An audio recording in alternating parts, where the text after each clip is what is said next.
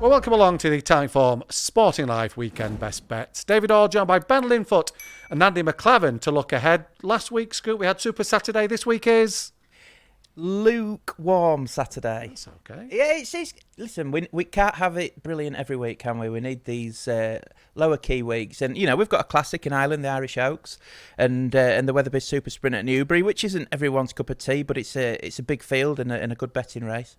Well, let's start with that aforementioned Weatherby Super Sprint at Newbury. Andy, we've got the Timeform ratings graphic on screen. It ain't £7 clear. That makes it very straightforward, doesn't it? Game over.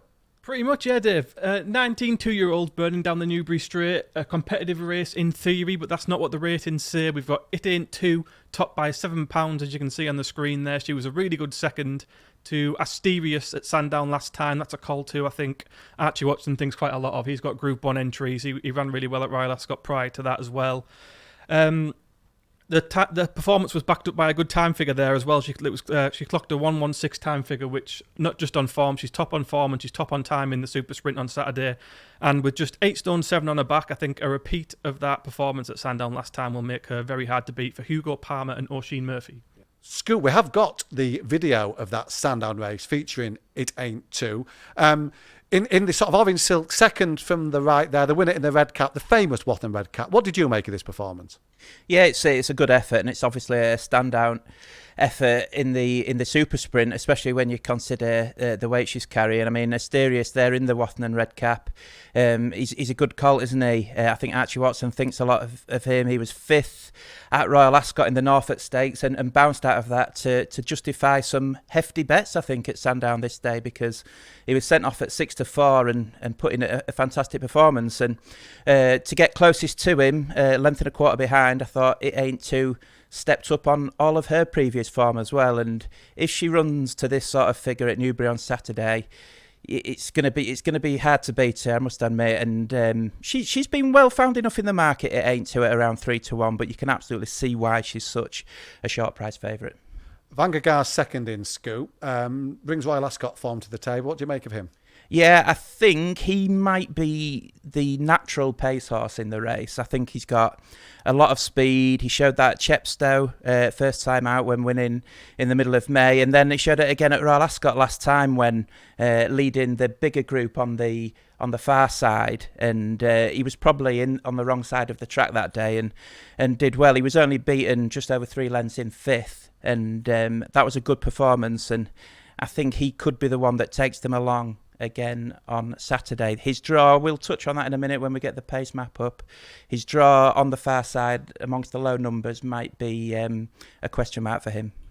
Andy, let's have a look at that pace map. We've got it, the Timeform pace map for the Weatherby Super Sprint. You touched on it earlier, big field, scattered around everywhere. Is there a place that you want to be drawn in this? Historically, the data shows that you'd want to be drawn high in this race. I had looked through, and the last 5 winners of this race have been drawn 25, 16, 15, 21 and 18. And the last horse to win this race from a single figure draw was Charles the Great in 2011. So over 10 years ago, he came from stall 5. So in theory, you would think stall 15 for the favourite It Ain't Two is a good draw, but I do share Scoop's opinion as well that Vinegard is the one you probably want to be following. And with him over in the low numbers, that is the one concern I have over the favourite in this. That there is pace drawn around her, but the horses that are likely, you can see Paddy's Courage at the bottom there, they're likely to take her along, but they're just not of the quality of Vinegard, who I think will probably give the horses drawn low a really good toe into the race if they can get past him at all. He might be good enough to hold on. Now, Scoop, you can't see underneath the desk in this studio, unfortunately, but you're rocking a pair of sandals and white socks, a traditional British summer look. Time for sandals, completely unexposed. One on Kempton debut. We've got the video of that here. How big a play is this Time for Sandals? Yeah, she's a big player because you'll see her in the orange cap towards the rear of the field. She travels really well this day at Kempton, and noticeably going well as others in front of her are coming off the bridle. And she does well for obviously a debutant to come through these gaps. It looks here like the gap might close on her, but it just opens nicely, and she goes through it to win quite cosily, I would say, in the end, from a few likely types who were in against her. So She is in there as a horse in focus. She's in there with the time form P for potential improvement. And because of all that, she's a player. Again, she's drawn in stall 1, right on her own on the far side. So the form of that race hasn't really been tested yet, but I think it is worth noting the second there in the Juddmonte Silks, the Andrew Baldwin colt, does have an entry in the Gimcrack at York. So they obviously do rate him quite highly, and the winner there does have an entry in the Lowther, the Group 2 back at York as well. And I was wanting to mention as well, Harry Eustace tried this similar attempt last year. He had a horse who ran in the Super Sprint who'd only just made its debut about 9 days prior, went off a big price at 33-1. It was in the same ownership as well, and ran really well to come third at 33-1. So it's obviously a tried and tested strategy for Harry Eustace. This. Really good trainer, isn't he, Harry, as well? Up and coming. And you look at the winning margin for that debut success, and then you watch the video, they don't sort of correlate, do you? A lot more in hand than that would suggest. Ben, another lightly raced contender, Caburn, winning at Salisbury. What can you tell us about this one? Yeah, well, this was a valuable Salisbury Novice Stakes, worth 30 grand, and Caburn's there, the grey horse in the orange silks with the light blue cap. Well positioned there, and he was drawn wide and didn't get away on terms this day, so he did well to get in that position, trained by Jack Jones, and this was a good performance because he's in against like I say, it was a valuable race, and he was in against a couple of winners here in Tanager and Sergio Paris, who'd already won. And the horse in the red silks on the left there is Brighton Boy, trained by Andrew Baldwin, just causes a little bit of chaos there, drifting across. But these two pull away, and Brighton Boy has subsequently gone in, so it looks pretty strong form. And Caburn, this is his only run so far, but it was a good one and really lightly raced. Looks like he could be a player in this. Very well talked up as well in the Dan Bryden 2-year-old guide by his trainer ahead of that debut. So I don't think it came as a big surprise to Connection. Selection time then for the Weatherby's Super Sprint. Andy, let you go first. With my time form hat on, I can't go against the favourite, can I? She's £7 clear. I think a repeat of that effort at Sandown last time will be good enough to win this. My one niggle with her, like I mentioned earlier, is the draw. The numbers do suggest that she's in a good place in stall 15, but I do worry that the better pace horses are drawn low and she might be a bit away from the main action. But that aside, I think she's very much the one to beat. It ain't two for Hugo Palmer and O'Sheed Murphy for me. Let's go. Yeah, well, we've mentioned a few lightly tights, but I just want to mention one that we haven't talked about yet, and that's Mythical Composer for the informed Clive Cox, whose horses are going really well. Going on what Andy said about Vanguard perhaps pulling the far side into contention, I think this might be good for this colt, who has been improving the more he's been racing. He was well beaten on debut at Salisbury, ran better at Goodwood after that, and then last time at Bath put in a really good performance over 5.5 furlongs, coming 4 lengths clear of the field, and he's just one of those Clive Cox 2-year-olds that's getting better with racing, and he's by Sergei Prokofiev. Fokiev as well, is it? Is it that brother? Who's been flying with his 2-year-olds. And he's well bred, this horse. He's a half to Tis Marvellous. And I just think if the favourite's going to get beaten, it could be by an absolute powerful sprinter who's bred for 5 furlongs for the rest of his career. And this horse might tick that box. So I am going to go with Mythical Composer for Clive Cox. Super Sprint preview, and we've not mentioned the Richard Hannon runner. We haven't. I mean, should do, really. Extremely good record in this race. Even last year when Relief Rally won it, he came second in there. What did you make of his runner this year, Scoop? Miss Collada, yeah, well, because of the stable, you've got to give her a chance. She's improving as well. I think she's drawn well in 17. She's been off a couple of months, so obviously been saved for this, and she's a big price. So I won't put anyone off her each way, although she will have to step up a level.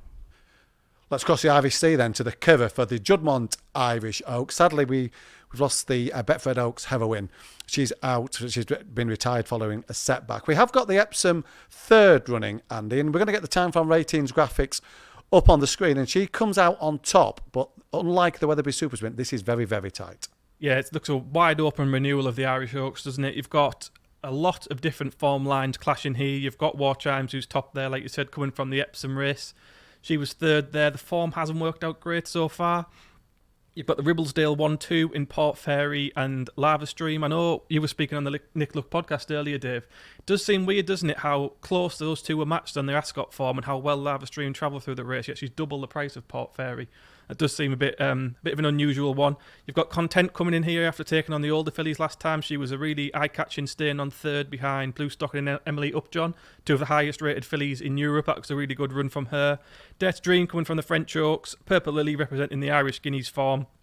And you've even got Lope de Lilas, is it? The Willie Mullins runner in there. I mean, you can see she's towards the bottom there. She's about 6-1, but if you look at the ratings down there and what she's achieved on the track, I think she's priced up on connections, and she's Willie Mullins and being bought by Wathenham Racing. So yeah, really wide open renewal of the Irish Oaks and really interesting.